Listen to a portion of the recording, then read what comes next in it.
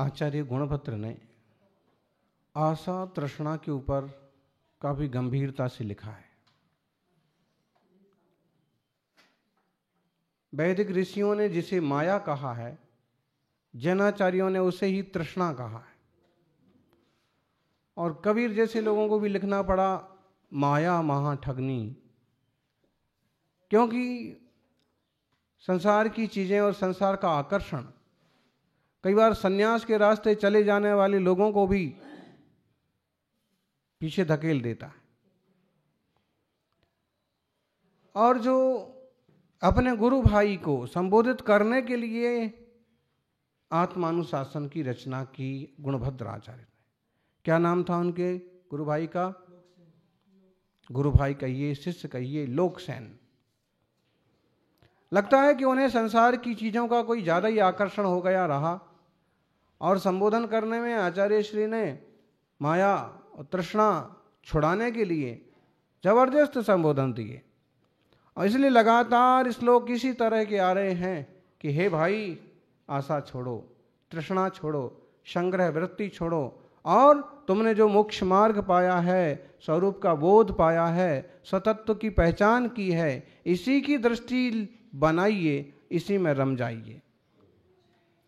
बाहर में जितना दौड़ोगे उतना ज़्यादा परेशानी होगी, भीतर में जितना बैठोगे उतनी ज़्यादा शांति होगी। बाहर की दौड़ अशांति का मूल कारण है, चाह अशांति का मूल कारण है। और चाह ना हो तो शांति की शुरुआत स्वतः हो जाती। लेकिन ऐसा कौन है जिसे चाह ना हो? कोई है? ऐसा इंसान ढूंढना, ऐसा व्यक्ति ढूंढना मुश्किल है कि चाह ना हो।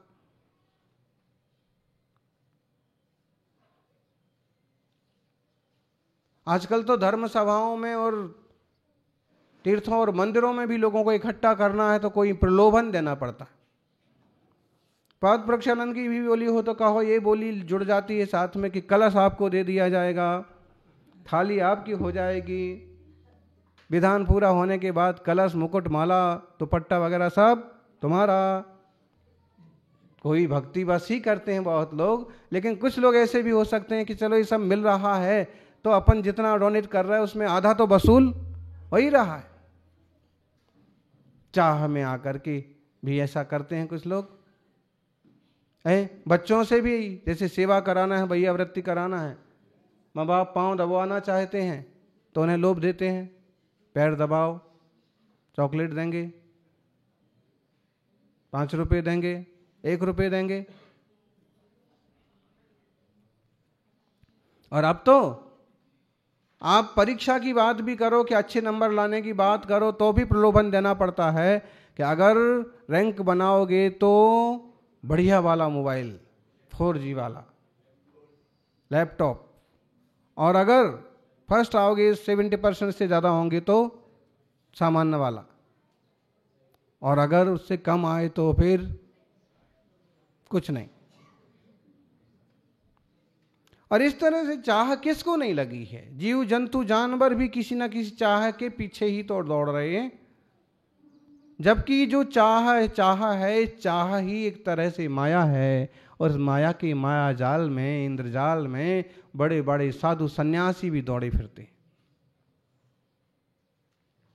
ऐसा नहीं है कि मुक्त हो गए हैं।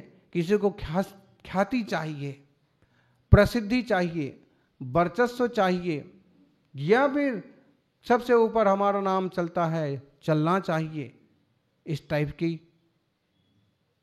जबकि सम्यक दृष्टि, सम्यक ज्ञानी जो जीव है वो इस चीज के भी पार हो जाता है। कुछ नहीं चाहिए, सहज संतोष, सदा संतोष कर प्राणी, अगर दुख से बचा चाहे। मिटा ले मन की तृष्णा को, अगर सुख से जिया चाहे। लोग सोच रहे होंगे कि ये तो बोलने में अच्छा लगता है, वो प्रवचन में ही अच्छा लगता है। क्यों? क्योंकि सबों की दौड़ आशा तृष्णा की ही है, कमाने की है। बिना प्रयोजन तो कीट पतंगा भी इधर से उधर नहीं जाता है। बिना प्रयोजन तो चींटी भी इधर से उधर नहीं जाती है। चींटी भी शक्कर की खोज में जाती है, मच्छर भी तुम्हारी खोज में आते हैं, भौरे भी गंध की खोज में जाते हैं।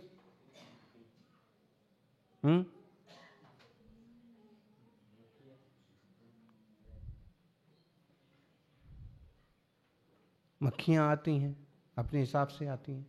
सबकी अपनी अपनी चाह है, अपनी अपनी चेष्टा है, लेकिन उन्हें तो ये भी पता नहीं है। आपको मालूम होगा कभी जब शुद्धि करने जाते हैं ना, दीर्घ शंका जाते हैं, कई बार दूसरे दिन देखा जाए तो जहाँ दीर्घ शंका गए थे वो जगह एकदम साफ मिलती है। क्यों मिलती है? या तो सुअर, ठीक सुअर नहीं है उधर। फिर देखा कि छोटे छोटे कीड़े इतने इतने मक्खी से थोड़े बड़े और वो चलने वाले, और आते हैं और सब गोल गोल गोलियां बना करके सब ले जाते हैं और स्टोर करके रखते हैं। बरसात के दिनों में काम आएगा। गोल गोल गोलियां बना करके और यूं लुढ़का लुढ़का के बाकायदा इंसान की तरह, जैसे आप वो ड्रम या गैस की टंकी लुढ़का करके लाते हैं उस टक्स। अब उसे पता भी नहीं है कि मतलब ये मैं क्या कर रहा हूँ और किस लिए कर रहा हूँ। उसको इतना ही ज्ञान है उसमें भी, उसे ये तो पता है कि मेरे खाने के या किस चीज़ के काम आएगा, लेकिन उसे ये तृष्णा है, ये आसक्ति कहलाती है, ये उसे कुछ पता नहीं है। ये पता सिर्फ इंसान को हो सकता है, जिसे थोड़ी सी समझ है उसे ये पता हो सकता है कि जो मैं कुछ कर रहा हूँ भागम भाग, ये आसक्ति है, ये तृष्णा है। और आसक्ति मतलब आसक्ति, जा सकती नहीं।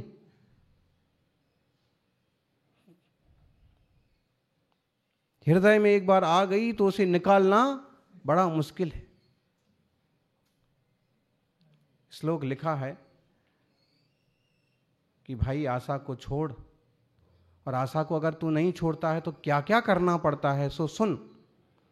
भंक्त्वा भावि भवान से भोगी विषमान, भोगान बुभुक्षुर्व्रसम, मृत्वापि स्वयमस्तभीति करुणः, सर्वा जिघांसुर्मुधा, यद्यद् साधु विगर्हतं यत् हतमतिस् तस्यैव धिक्कामुकः, कामक्रोध महाग्रह हितमनः, किम न कुर्यात् जनः।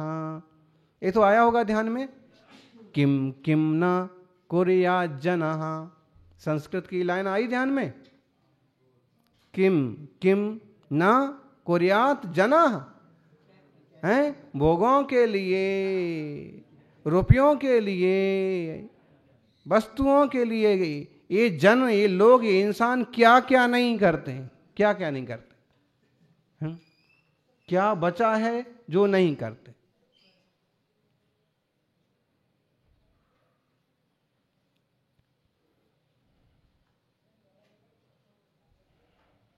हे जीव, तू भोगी विषमान, काले नाग के समान प्राण घातक भोगों को भोगने की अति अभिलाषा से अपनी होनहार बिगाड़ रहा है, अपने भविष्य को बिगाड़ रहा है।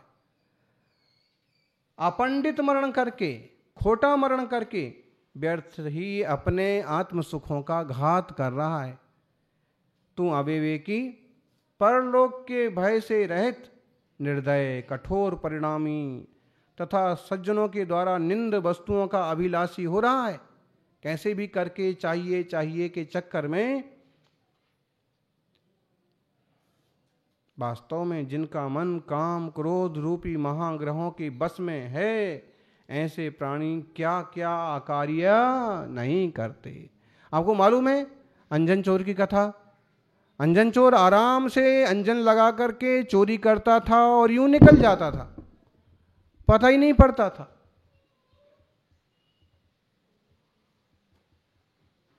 पहले जमाने में चोरों को घर घर जाकर के चोरी करना पड़ती थी, डाकुओं को घोड़ों पर आकर के बड़ी मेहनत के साथ धमका करके और फिर लूट करना पड़ती थी। आजकल ऑफिस में बैठे बैठे आजकल सफ़ेद पोश नेता बन करके और लुटाई आराम से घर बैठे हो जाती है। जनता को पता भी नहीं पड़ता है कि हमारा राशन पानी खा लिया गया है, कि हमारा चीज़ें लूट गई है, हमारे स्वास्थ्य का पैसा स्वास्थ्य मंत्री खा गए हैं। लोगों को पता ही नहीं पड़ता। बैंक में से रुपए उड़ जाते हैं।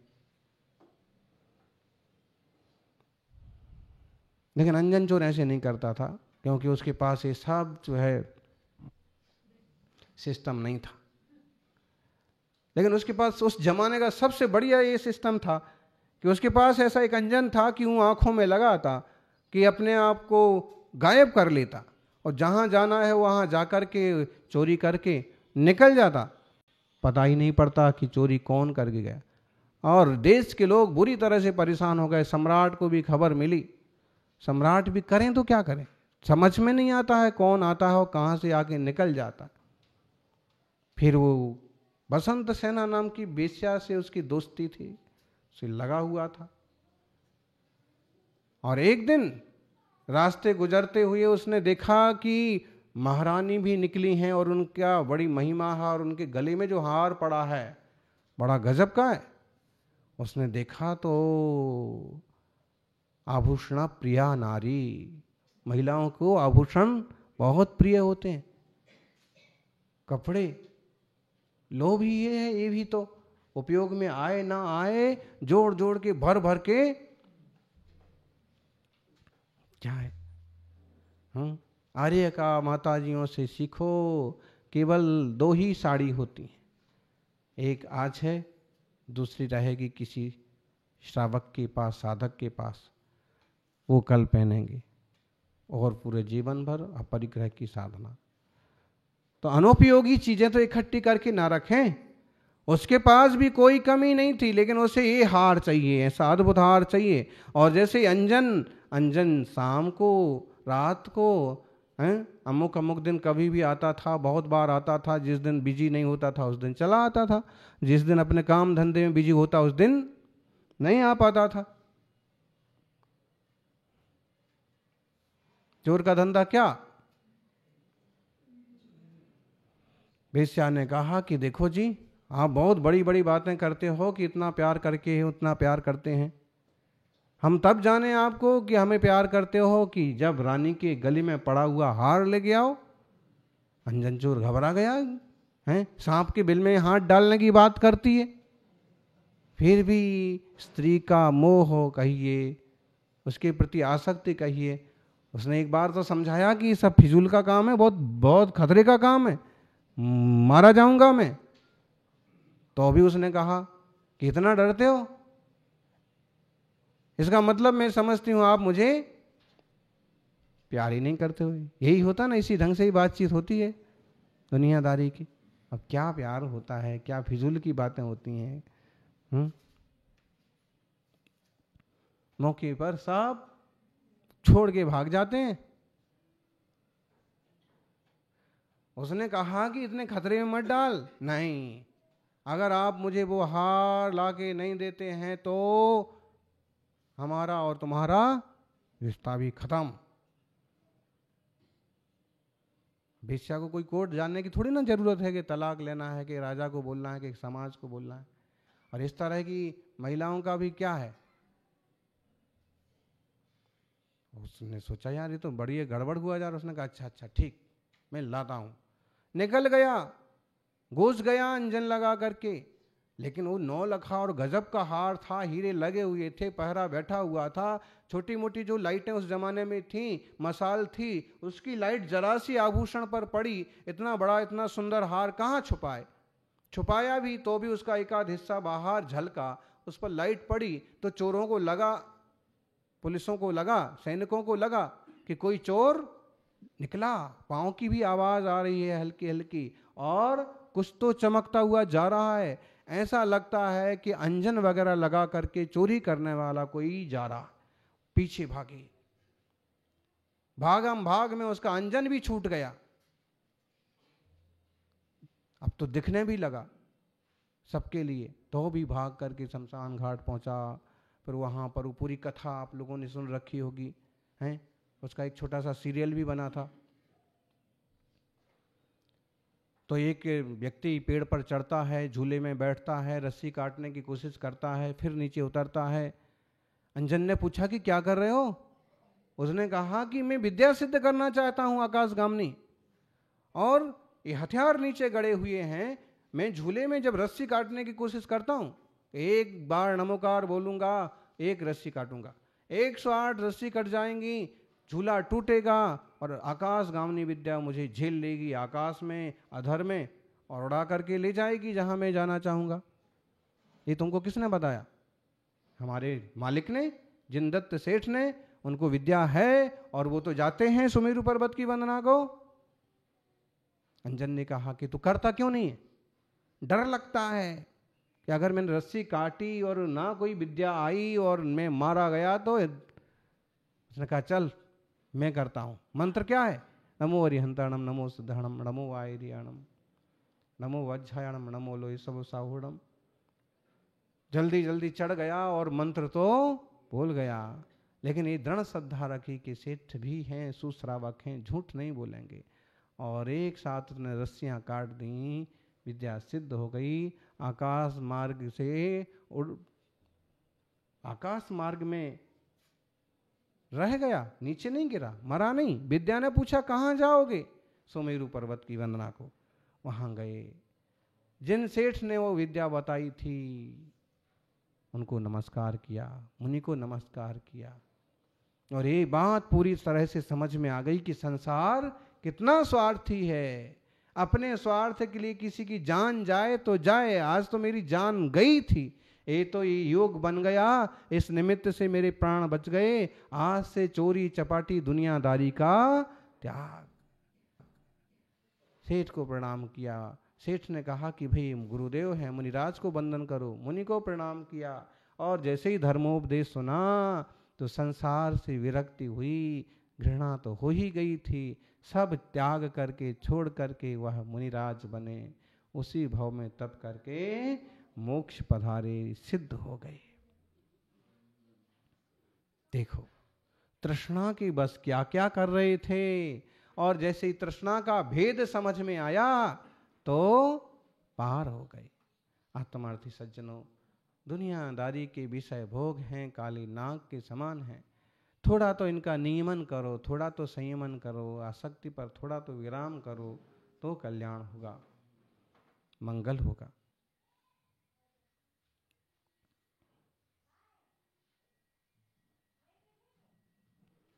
आदमी यह करना है, यह करना है, यह करना है, कल ये कर लूँगा, परसों ये करूँगा, 1 महीने के अंदर इतना कर लूँगा, साल भर में इतना कर लूँगा, और 2 साल में तो गाड़ी खरीद लूँगा, 5 साल में बिल्कुल घर बना लूँगा, और इस तरह की योजनाएं बनाता रहता है। लेकिन उसके साथ उसे ये भी ध्यान रखना चाहिए कि तुम तो योजनाएं बनाते हो, लेकिन क्या इस योजना का तुम्हें पता है कि तुम्हारा टोटल आयुष्य कितना है, कि तुम कितने सालों तक जीने वाले हो, कि कोविड-19 के चक्कर में तुम्हारा क्या होने वाला है, और क्या तुम जो कुछ कमाओगे वो दूसरी जगह कहीं खर्च नहीं होगा, ये पक्का है। हुआ ना, कितने लोगों ने तैयारी करके रखी थी कि इस बार मकान खरीद लेंगे, गाड़ी खरीद लेंगे, बेटी की शादी कर देंगे। मालूम पड़ा कि खुद को ही बीमारी हुई, और वो और उसके साथ जो कुछ था वो सब घुस गया। इसलिए बहुत ज्यादा कल्पना करिए मत, वर्तमान में जियो, और जितना कुछ सहज रूप से करते बनता है थोड़ा सहज रहना सीखो। ढेर सारा बोझ जैसे सिर पर रख रखा हो, ऐसे ही मिलते हैं अधिकतम लोग।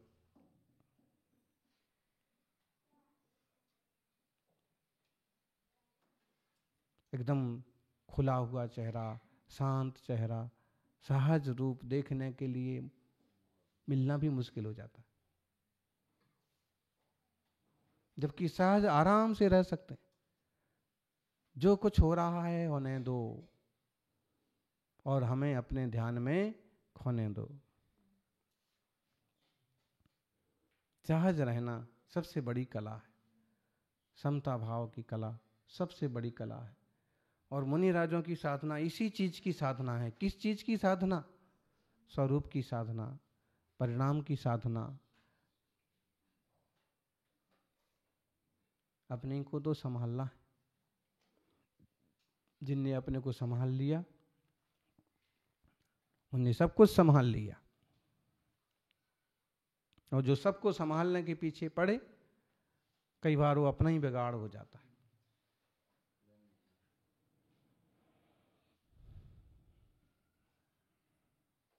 इसलिए पहले अपने आप को संभालें, फिर शक्य है तो दूसरों को भी संभालें। आदहिदम का दब्बम जई सकई परहिदम चकादब्बम, आदहिद परहिदादो आदहिदम सुट्टु का दब्बम। क्या कहा है? आत्महित करना चाहिए, यदि शक्य है तो परहित भी करना चाहिए।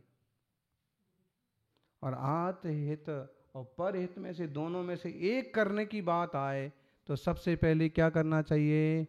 आत्महित करना चाहिए। एक छोटी सी कहानी कहिए, अकबर बीरबल की कहानियाँ फेमस हैं, किसी जैन श्रावक ने बनाई होगी, शायद ये सुनी हो नहीं होगी आप लोगों ने, कि ऐसे ही चर्चा चल पड़ी दरबार में कि बुद्धिमान लोग कौन होते हैं। तो किसी ने कहा हमारे मौलवी जी सबसे बुद्धिमान है, किसी ने कहा अमुक पंडित जी बहुत बुद्धिमान है, लेकिन किसी ने कहा कि सबसे ज़्यादा बुद्धिमान ना जैनी लोग भी बहुत बुद्धिमान होते हैं। बीरबल के बारे में भी आता है कि वो किसी जैनी का ही बच्चा था, जो कि बहुसंख्यक लोग इस तार के पात्रों को अपना ही बना लेते हैं, मान लेते हैं, और फिर वो खो जाते हैं उसी चीज़ में। जैसे गांधी जी प्रेरित तो थे अपनी माँ से, जैन धर्म के संस्कार से, लेकिन बाद में लोगों ने भी उनको उसी ढंग से स्वीकार किया, आम बहुसंख्यक की तरफ से, और उनने भी अपने आप को बहुसंख्यक लोगों के हिसाब से ढाल लिया। ठीक है, कुछ भी है, लेकिन महावीर स्वामी के सिद्धांत को लेके चले। तो अब ने यहाँ पर बीरबल मान लो, धर्मात्मा समझदार श्रावक मान लो, और उस जमाने में क्या था कि जब मुगलों का राज था तो जैनी होने के बाद भी मुगलों की तरह दाढ़ी वगैरह रखने का सिस्टम ऐसा बहुत लोग में रहता था। फिर दरबार से संबंधित हों तो फिर वैसा रूप बनाना ही पड़ता। एक प्रश्न पूछा, मौलवी जी को भी प्रश्न पूछा कि बताओ, मेरी भी दाढ़ी है, तुम्हारी भी दाढ़ी है, अगर इत्तेफाक मेरी दाढ़ी में आग लग जाए और तुम्हारी दाढ़ी में भी आग लग जाए, पहले किसकी आग बुझाओगे? मौलवी ने अपनी बुद्धिमानी दिखाई, जनाब हुजूर बादशाह आलम, सबसे पहले हम आपकी दाढ़ी की आग बुझाएंगे। श्रावक को पूछा कि भाई तुम्हारी भी दाढ़ी है, तुम पहले किसकी आग बुझाओगे? उसने कहा कि मेरे पास दो हाथ हैं, एक हाथ से मैं अपनी बुझाऊंगा, एक से मैं आपकी बुझाऊंगा। अगर मैं ना अपनी ना बुझाऊं तो पहले मैं ही जल जाऊंगा, तो दूसरे की क्या बुझाऊंगा?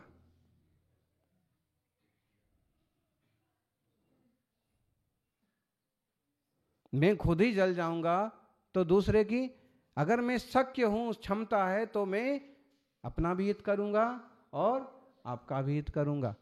और अगर मैंने आपका ही केवल हित देखा तो मेरा खुद का नुकसान हो गया, तो दूसरे का मैं क्या कर पाऊंगा? कहते हैं बादशाह ने कहा, सच में बुद्धिमान हो, पुरस्कार तुमको दिया जाएगा। कई सारी कहानियां हैं, लेकिन कहानी सुनाना मकसद नहीं है। मकसद ये है कि अगर आप सक्षम हैं तो दोनों का हित साथ हो, और नहीं सक्षम है तो अपनी तो बुझा लो पहले, अपने परिणाम तो संभाल लो, अपने भाव तो निर्मल कर लो। और हम अपने भाव नहीं संभाल पाएंगे तो हमारा आश्रय बंध कैसे रोकेगा?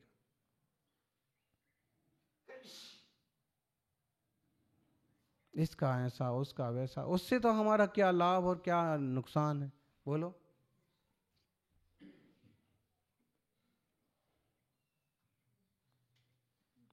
इसलिए अपन को इस बात पर ध्यान देना चाहिए कि ढेरों योजना बनाओ, भले बनाओ, लेकिन उसके साथ एक हमेशा ध्यान रखो, उत्पाद व्यय ध्रुव युक्तम सत। चीज़ें बड़ी तेजी से बदलती हैं, समय बहुत तेजी से बदलता है, कल क्या होगा नहीं पता। तो कह रहे हैं, श्लोक भी है, देखो संसार की क्षण भंगुरता। सो यस्या जनिया सा एव दिविशो यस्तस्य संपद्यते स्थैर्यं नाम न कस्यचित् जगदिदं कालानिलोन्मूलितम् भ्रातर्भ्रान्तिमपास्य पश्यसि तराम् प्रत्यक्षमक्षोर्न किम् एनात्रैव मुहुर्मुहुः बहुतरम् बद्धस्पृहो भ्राम्यसि। हे ज्ञानी, तू भ्रम छोड़, क्या तुझे प्रत्यक्ष नहीं दिखाई पड़ता है? सो यस्या जनी यह सा एव दिवसो यस्तस्य संपद्यते। जो सूरज सुबह आता है वही शाम को चला जाता है।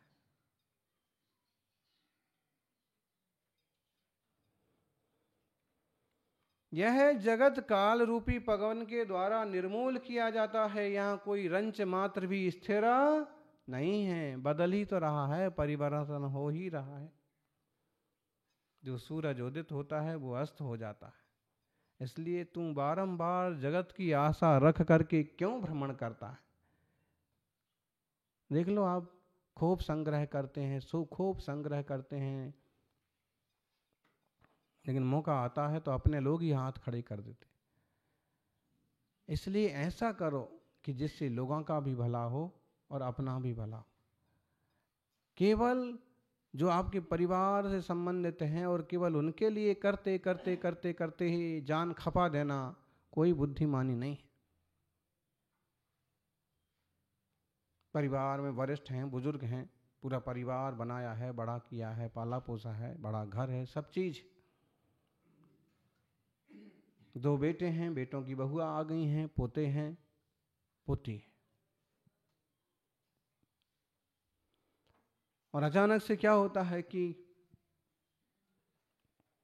उन्हें जोरदार खांसी चल रही है, बुखार भी आया है, और सबको अंदाज चल रहा है कि इस टाइप की बीमारी के लक्षण जो हैं कोरोना के भी हो सकते हैं।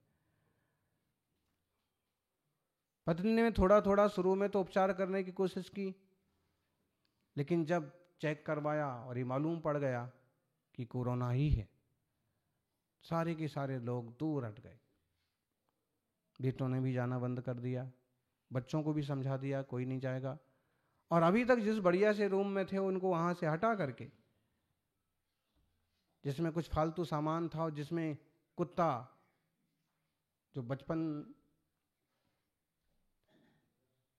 जिसका बचपन से ही छोटे बच्चे का पालन किया था, सड़क पर पड़ा हुआ था और बच्चे को उठा लाए थे, उसका नाम रख लिया था,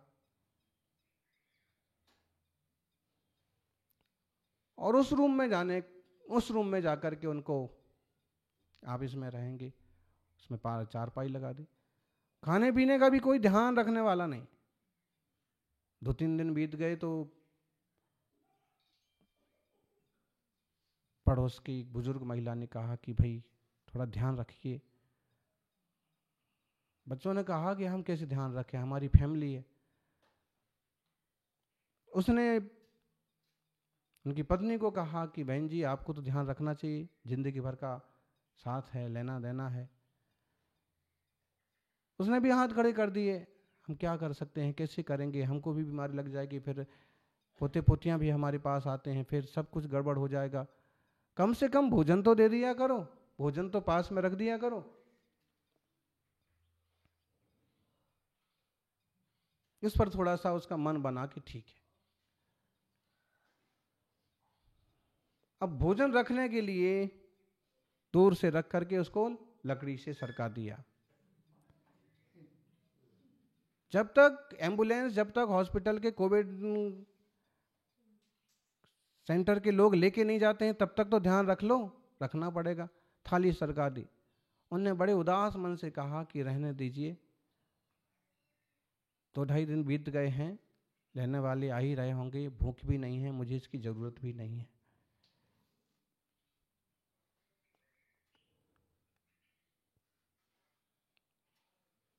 कोविड सेंटर से लोग आ गए, एम्बुलेंस में रख के ले जाने लगे, कोई भी मिलने नहीं आया। ऊपर की छत से बहुएं, खिड़कियों से पोते पोतियाँ टेरेस से झांक रहे, और एक छोटी सी पोती आकर के वो भी वहीं से बाय बाय करती है। उनको एक बार का झटका लगता है कि देखिए, मतलब ये अलविदा हो रहा है। और ये हाल है कि जिनके लिए सब कुछ किया, सब कुछ किया, पास में आना कि वहां से भी ठीक ढंग से बात कर लेना, कि आगे का कुछ बंदोबस्त बनाना, उसकी भी फिक्र नहीं। और फिर जैसे ही वो सीढ़ी दरवाजे के बाहर गए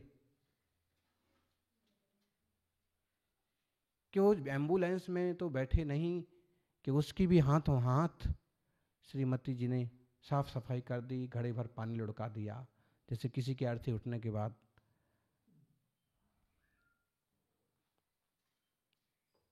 कोई नहीं गया एम्बुलेंस तक भी। वो जो कुत्ता था जो बड़ा किया था, बस जैसे एम्बुलेंस दौड़ी कि फिर वो कुत्ता ही दौड़ता हुआ गया पीछे पीछे। संसार कैसे चलता है और लोग क्या करते हैं। सब कुछ किया उनके लिए, सब कुछ। अब ऐसी स्थिति में भी वो साथ ना खड़े रहें तो बताइए। एक बार तो वैराग गा ही जाएगा कि सब फिजूल में किया।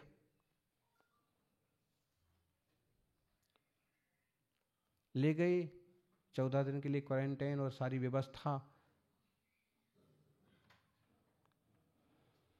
स्वयंसेवी संस्थाओं की तरफ से की गई।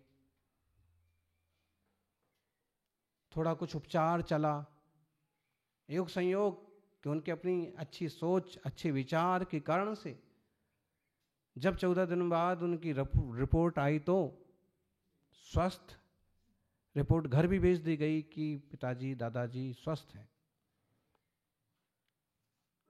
घर वालों ने सोचा कि अब स्वस्थ हैं तो लाने में क्या दिक्कत की बात है, भाई थोड़ा तो लाज रखो, शर्म रखी जाती है।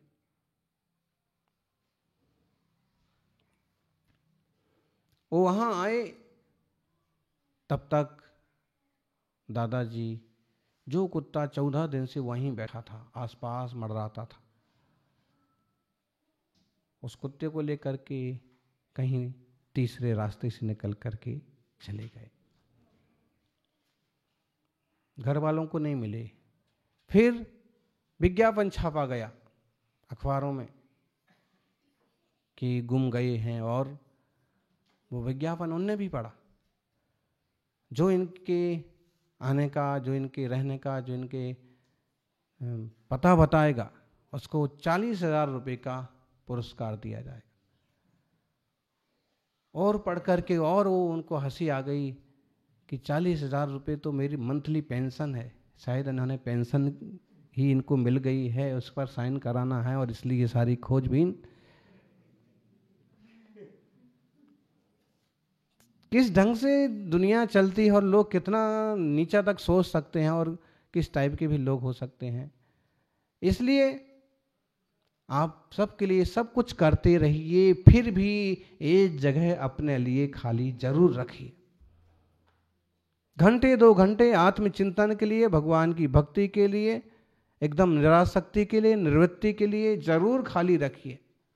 नहीं तो मालूम पड़ा कि हमने जो कुछ किया वो सब फिजूल गया, सब बेकार गया, और कोई भी हमारे साथ खड़ा होने को तैयार नहीं। और एक बात, आप कहोगे हमारे बेटे बहू सब अच्छे हैं और वो पूरा ख्याल रखते, ये भी ठीक है, अच्छे परिवार भी मिल सकते हैं,